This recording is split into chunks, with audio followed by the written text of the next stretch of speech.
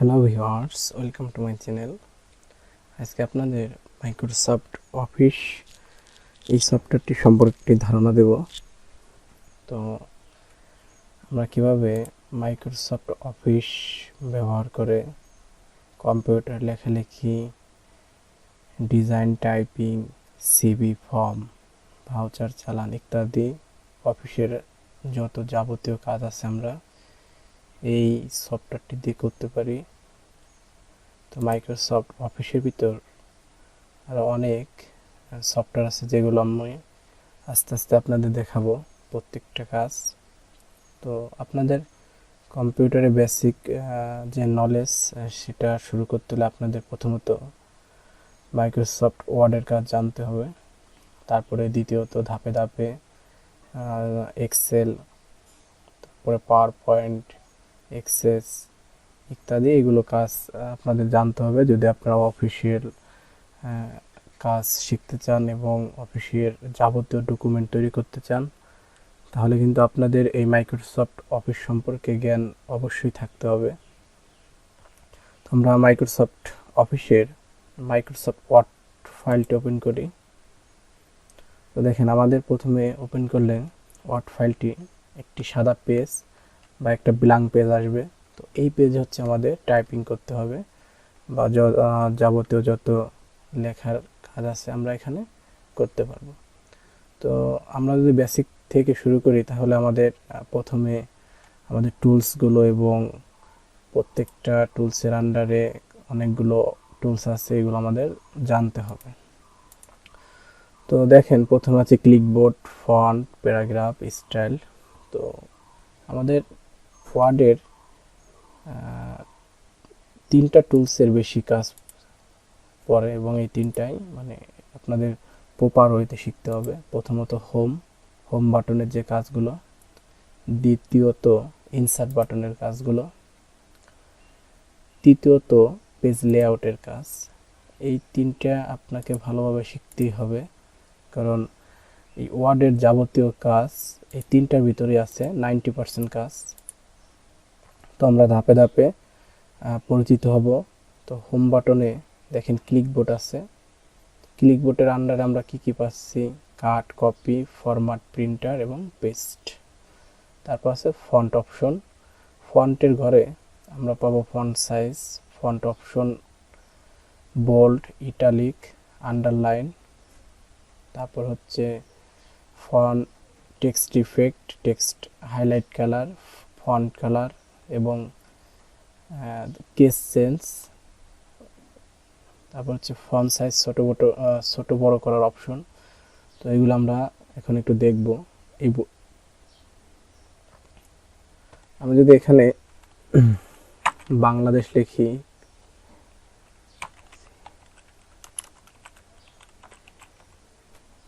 তো বাংলাদেশ লেখাটাকে যদি আমরা বড় করতে চাই তাহলে এটাকে সিলেক্ট করব এবং ফন্ট অপশন থেকে আমরা আমাদের পছন্দ অনুযায়ী একটা ফন্ট দিতে পারবো। যেমন আমি 48-এ রাখলাম। কিন্তু যদি আপনাকে বলে যে 47-এ রাখতে, তাহলে আপনি কি করবেন? কিন্তু আমাদের ফন্ট অপশনে কিন্তু 47 নাই, তাহলে কোনো টেনশন নাই, একটা ওয়ে আছে। দেখেন, এখানে আপনি 48টাকে ব্যাক স্পেস দিয়ে কেটে দিবেন এবং কিবোর্ড থেকে 7 লিখে ইন্টারে প্রেস করবেন। দেখেন, আমাদের 47 ফন্টে বাংলাদেশটি হয়ে গেছে।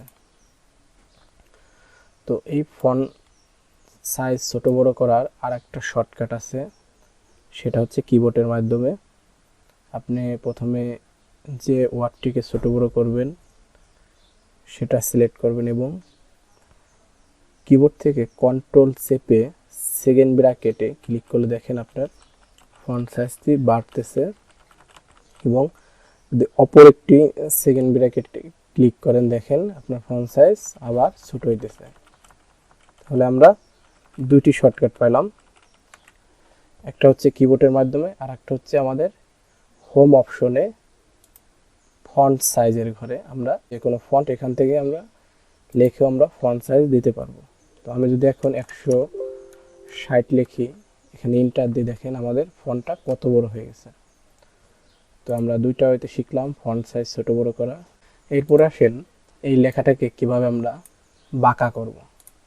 তো এই লেখাটাকে বাঁকা করলে আমাদের ইটালি করতে হবে। তো ইটালিটা হচ্ছে শর্টকাট আই। দেখেন এই যে আয়ের ঘরে ক্লিক করলে আমাদের লেখাটা বাঁকা হয়ে গেল। তো এটা হচ্ছে কিবোর্ড শর্টকাট হচ্ছে কন্ট্রোল+আই।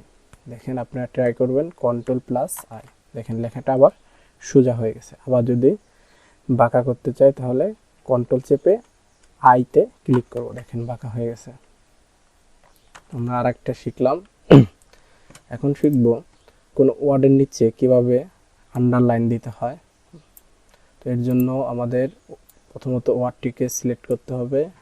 এরপর দেখেন ইউ লেখা, ইউর অপশনে একটা অ্যারো চিহ্ন আছে, এই অ্যারো চিহ্নটা ক্লিক করব। এখানে আমরা অনেক লাইন পাই যাব, আমাদের পছন্দ অনুযায়ী যে কোনো একটা লাইন এখান থেকে আমরা চয়েস করে নিব, যার যেটা ভালো লাগে। আমি এটা রাখলাম। তো এই আন্ডারলাইনের একটি কিবোর্ড শর্টকাট আছে, তো এটা আপনাদের এখন বলবো। সেটা হচ্ছে কিবোর্ড থেকে কন্ট্রোল ইউ প্রেস করবেন, দেখেন ইউ প্রেস করার সাথে আন্ডারলাইনটি চলে যাবে। আবার যদি কন্ট্রোল ইউ প্রেস করেন আবার আসবে। তো এটা হচ্ছে আন্ডারলাইনের শর্টকাট। তো আমরা প্রত্যেকটার দুইটি করে শর্টকাট আমরা শিখব। তো এবার আসেন এই লেখাটিকে কিভাবে বাঁকা করতে হয়, এই লেখাটিকে কিভাবে বোল্ড অর্থাৎ মোটা করতে হয়। তার জন্য আমরা ওয়ার্ডটিকে সিলেক্ট করব এবং এখান থেকে বিতে ক্লিক করব। দেখেন আমার এই ওয়ার্ডটি মোটা হয়ে গেছে। তো এটা যদি আমরা কিবোর্ড শর্টকাট অ্যাপ্লাই করতে যাই তাহলে কন্ট্রোল বিতে ক্লিক করে দেখেন আবার পূর্বের অবস্থানে চলে আসলো। আবারও যদি কন্ট্রোল বিতে ক্লিক করে দেখেন আমাদের ওয়ার্ডটি মোটা হয়ে গেছে। তো প্রত্যেকটা কাজে এডিট করার ক্ষেত্রে আপনাদের কিন্তু মাথায় রাখতে হবে যে আমার সিলেক্ট, এই জিনিসটা আমাদের ঠিক থাকতে হবে। তো সিলেক্ট যদি আপনারা না করেন তাহলে কিন্তু কোনো শর্টকাটই অ্যাপ্লাই হবে না। তো এর জন্য সিলেক্ট করে আপনারা অ্যাপ্লাই করবেন। তো আমরা এখানে তিনটা পরিচিত হলাম, বিতে বোল্ড, ইটালিক, আন্ডারলাইন এবং ফন্ট সাইজ। তো এবার হচ্ছে আমরা ফন্ট নেম কিভাবে চেঞ্জ করতে হয় সেটা দেখাবো। দেখেন আমাদের এই বাংলাদেশ যে লেখাটা, এটা আছে ক্যালিবারি বডি। আমরা জানি ক্যালিবারি বডি একটি ইংলিশ ফন্টের নাম। তো এরকম শত শত ফন্ট আছে। তো আমরা কিভাবে ফন্ট চেঞ্জ করব শুধু একটা দেখাবো আপনাদের। তো এখানে ক্যালিবারির উপর মাউসের কার্সরটি রেখে ব্যাক স্পেসে ক্লিক করবেন। এখানে আমি একটি ফন্টের নাম লিখি, যেমন আরিয়াল, ARIAL, আরিয়াল ব্ল্যাক। এটা একটি জনপ্রিয় ফন্টের নাম।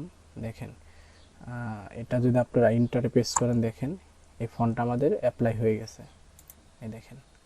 আবার যদি পূর্বের অবস্থানে যেতে চাই তাহলে এটাকে সিলেক্ট করব, ফন্ট অপশনে যাব এবং ক্যালিবারি বডিতে ক্লিক করলে আবার পূর্বের ফন্ট হয়ে যাবে। তো এরপরে ফন্ট সাইজ ছোট বড় করার আরেকটি অপশন, এটা হচ্ছে দেখেন grow font and sneak font. তো আমরা যদি বড় হাতের এটা ক্লিক করি দেখেন আমাদের বড় হইতেছে, এবং ছোট হাতের অ্যারোতে অ্যারোতে ক্লিক করলে আমাদের ফন্ট সাইজটা ছোট হইতেছে। এরপরে আমরা দেখব যে চেঞ্জ কেস, এটার কাজ কি। তো এটা হচ্ছে ওয়ার্ডের বড় হাতের ছোট হাতের, প্রথমে বড় হাতের দিয়ে শুরু। তো আমরা লয়ার কেসে ক্লিক করব।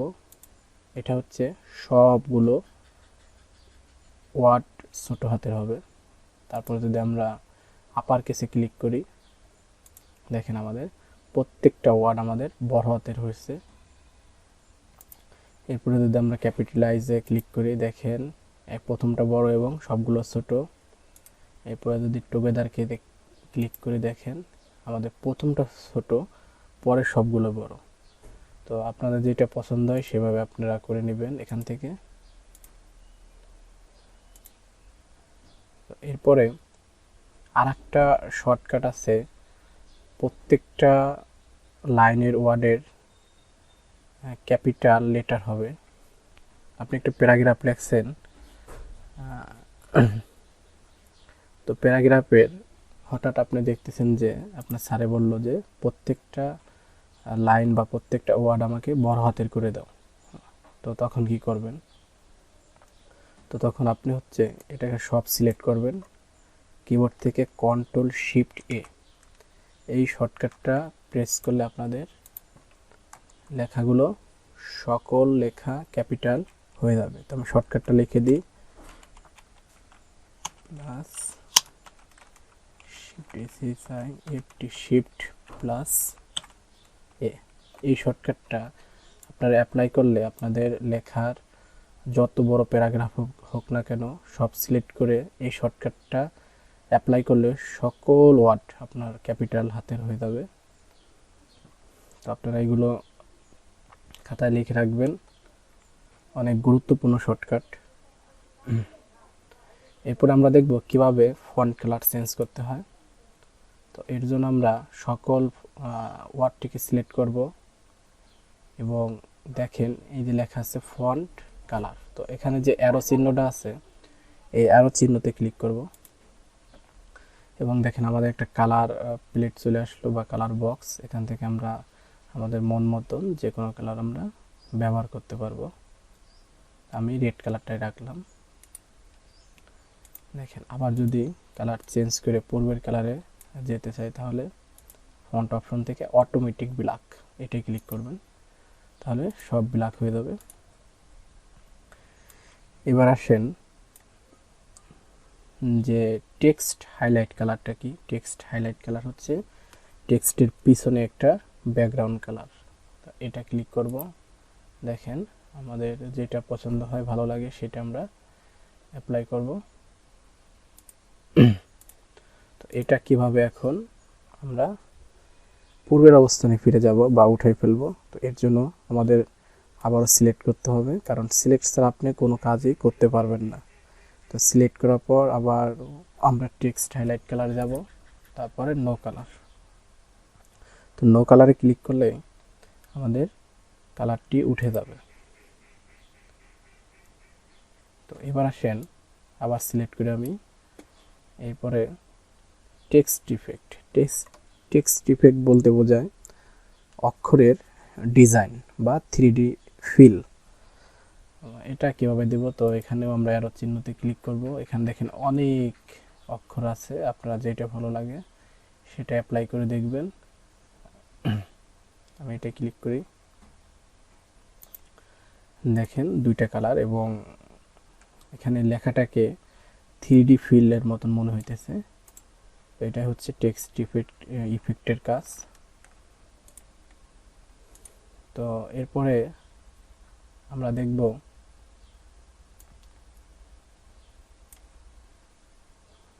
যে এই অক্ষরটাকে কিভাবে অ্যালাইন করতে হয়। তো এটা হচ্ছে সেন্টার মানে মাঝখানে, এটা হচ্ছে অ্যালাইন রাইট অর্থাৎ লেখা ডানে যাবে, আর এটা হচ্ছে অ্যালাইন লেফট লেখা বামে যাবে। তাহলে এটা কি? এটা হচ্ছে জাস্টিফাই, অর্থাৎ একটা প্যারাগ্রাফ যদি দুইটা বা তিনটা লাইনের হয়, উপরের লাইন বা নিচের লাইন যদি ছোট বড় হয় তাহলে সকল লাইন একত্রে সমান করাকে জাস্টিফাই বলে। তো এটা আমি আপনাদের পরের ক্লাসে দেখাবো। এবং এখানে আরও যে টুলসগুলো আছে যেমন line and paragraph spacing, shading tools এবং বটন বর্ডার। তো আর হচ্ছে বুলেটস অ্যান্ড নাম্বারিং, এগুলো আমি পরবর্তীতে ক্লাসে দেখাবো। তাহলেই মোটামুটি আপনাদের হোম বাটনের কাজ শেষ হয়ে যাবে। আর একটা বিষয় এখানে কাট কপি, এটা আপনার হচ্ছে সিলেক্ট করবেন, সিলেক্ট করে দেখেন কাটে ক্লিক করলে আপনার লেখাটি পুরো কাট হয়ে যাবে। অর্থাৎ আবার যদি পেজটি ক্লিক করেন তাহলে আপনাদের চলে আসবে। এবার যদি কপি করতে চাই তাহলে এই কপির পর ক্লিক করবেন। দেখেন আমাদের কিন্তু একটা কপি হয়ে গেছে, কিন্তু এটাকে বসাবো কোথায়? এর জন্য আমরা নিচে মাউসের কার্সরটি আনবো এবং কিবোর্ড থেকে যদি কন্ট্রোল ভি পেস্ট করি তাহলে আমাদের এটা পেস্ট হয়ে যাবে, অথবা এখান থেকেও পেস্ট করলে আমাদের বসে যাবে। তার মানে আমরা এখান থেকেও কাট কপি করতে পারবো, আবার কিবোর্ড থেকেও কাট কপি করতে পারবো। তো আমি কিবোর্ডের শর্টকাটগুলো দিয়ে দিই।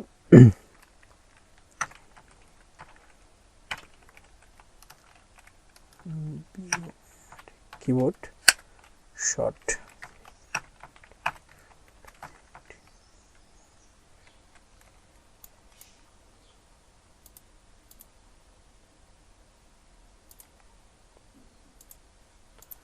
তো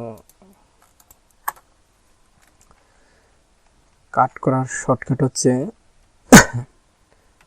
CTRL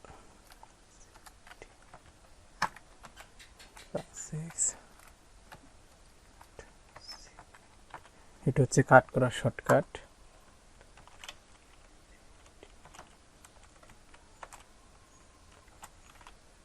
এটা হচ্ছে কপি শর্টকাট। আপনারা এগুলো অবশ্যই খাতায় তুলে রাখবেন। এটা হচ্ছে পেস্ট, এটা হচ্ছে পেস্টের শর্টকাট।